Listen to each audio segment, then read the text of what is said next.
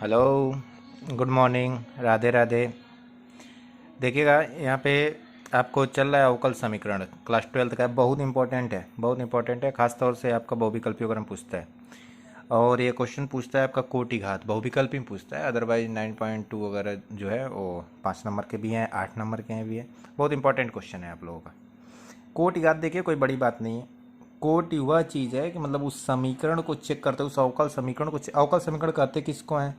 ऐसा समीकरण जिसमें अवकलन आ जाए वही अवकल समीकरण है। अवकलन मतलब dy बाई डी एक्स एक बार अवकलन, d2y by d x square 2 बार अवकलन, d3y by d x cube 3 बार अवकलन। मतलब ऐसे पोर्शंस अगर आ रहे हैं तो अवकल समीकरण है। एक बात समझिएगा, अवकल समीकरण में कोटि किसको कहते हैं? कोटि उसको कहते हैं कि कितनी बार उसका अवकलन हुआ है, उसी को कोटि कहते हैं। ठीक है। घात जितनी बार उसका मैक्सिमम अवकलन हुआ है उस पर कितना पावर चढ़ा हुआ है उसी को घात कहते हैं। उसी पर चेक करते हैं जिस पर मैक्सिमम जितना गया होता है। ठीक है, ओके। अब देखिए यहाँ पे थोड़ा क्वेश्चन, यहाँ पे एक बात और है, साइन वगैरह के अंदर अगर अवकलन का पोर्शन, जैसे डैश को समझिएगा, एक बार डैश पड़ा होता है तो इसका मतलब होता है कि एक बार इसका अवकलन हुआ है, मतलब d y by d x लिखा है, इसी का शॉर्ट फॉर्म है। 2 बार है तो d2y by d x square लिखा है। 3 बार है तो d3y अपन डी एक्स क्यूब लिखा है। 4 बार है तो d4y अपन डी एक्स के पावर 4 है। ठीक है।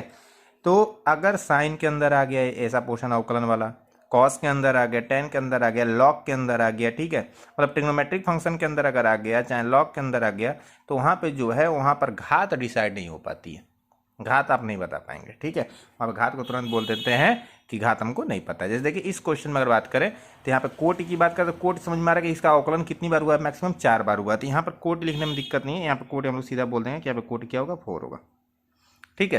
लेकिन बात है कि घात की, तो घात देखिए साइन के अंदर आपको अवकलन का पोर्शन दिखेगा, जिसकी वजह से आप घात जो बोलेंगे, घात बोलेंगे कि परिभाषित नहीं है। यहाँ पर तुरंत घात को बोलेंगे कि परिभाषित नहीं है। समझ में आ रहा है बाबू? अगर कभी भी ट्रिग्नोमेट्रिक फंक्शन के अंदर अगर आ रहा है बात तो तुरंत बोल देंगे कि परिभाषित नहीं है। ओके, अब देखिए अगला बात, नेक्स्ट क्वेश्चन थोड़ा देखिएगा। सेकंड वाला क्वेश्चन हमारा नीचे है, यहाँ पे थर्ड वाला क्वेश्चन चला आया है। वजह इसके पीछे यही है, गलती छूट गया। अब इस क्वेश्चन को देखिएगा, यह मैक्सिमम अगर देखेंगे तो यह 2 बार अवकलन इसका हुआ है। ज़्यादा से ज़्यादा कितनी बार अवकलन हुआ है? 2 बार। तो इसका कोटि जो होगा वो कितना होगा? 2 होगा।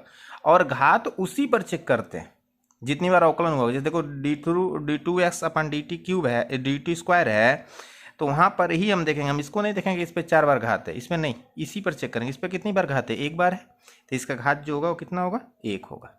क्लियर बात है यहाँ पे? फिर देखिए फोर्थ वाला क्वेश्चन, फोर्थ वाले में क्या है कि कोटि जो है कितनी बार अवकलन हुआ है? 2 बार हुआ है, तो कोटि है। फिर जब घात की बात आएगी तब कहेंगे सर यहाँ पर घात कैसे पता है? घात नहीं बता सकते क्योंकि कॉस के अंदर डी बाई डी एक्स आ गया। तो यहाँ फिर से वही बात ही हो जाएगा कि नॉट डिफाइंड, मतलब परिभाषित नहीं है। ऊपर लिखे हैं उसका हिंदी, परिभाषित नहीं है। ठीक है, सेम बात पांचवा वाला क्वेश्चन देखिए। पांचवा वाला हम देखेंगे अवकलन कितनी बार हुआ है? 2 बार हुआ है, तो कोट कितना हो गया? 2 हो गया। घात चेक करेंगे, उसी पर घात देखेंगे, घात कितना है? 1 है। घात मतलब समझ में आ रहा है ना? घात मतलब मत कर दिया सर ये 2 बार घात है। घात ये नहीं, ये बताता है कितनी बार अवकलन है। घात का ना मतलब कि इसके पावर कुछ चढ़ा होता है। जैसे यहाँ पर देखिए इसके पावर 2 चढ़ा हुआ है, इस तरह से। ठीक है, तभी मत कह दो कि यहाँ पर घात सर जी 2 काहे लिखे हैं। यहाँ पे इसलिए नहीं लिखे हैं क्योंकि कॉस के अंदर डी बाई डी एक्स आ गया। अब आज यहाँ पे सेकंड वाला क्वेश्चन यहाँ पे बाबू एक, ठीक है, वाई डैश मतलब 1 बार अवकलन हुआ है इसका, तो इसका कोट कितना हो गया? 1। इसी पर घात चेक करेंगे तो इसी पर घात कितना है? 1 है। क्लियर है? अब आइए छठवां वाला क्वेश्चन में। छठवां क्वेश्चन को चेक करेंगे, मैक्सिमम देखते हैं कितनी बार अवकलन, सबसे ज्यादा अवकलन कितनी बार हुआ है? 3 बार। तो कोट कितना हो गया? 3। घात हम उसी पर देखेंगे, बाकी किस पे कितना घात हमको मतलब ही नहीं है उससे। इस पर घात कितना है? 2 है, तो हमारा घात 2 होगा। ओके, फिर सेवेंथ वाले क्वेश्चन में फिर वही बात, कोट कितनी होगी? 3 होगी। घात कितना होगा? 1 होगा, क्योंकि उसी पर हम घात चेक करेंगे। आठवां क्वेश्चन, कोटि कितना है? 2। घात कितना है? 1।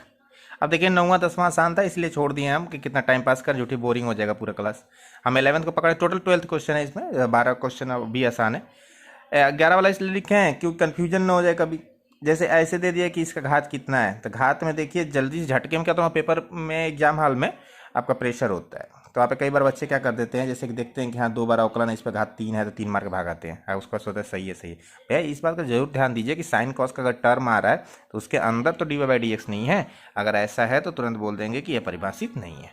ओके, समझ में आ रहा है? ओके, फिर भी अगर कुछ दिक्कत होगा जरूर बता दीजिएगा आप लोग। ठीक है, ओके, ठीक है, थैंक यू।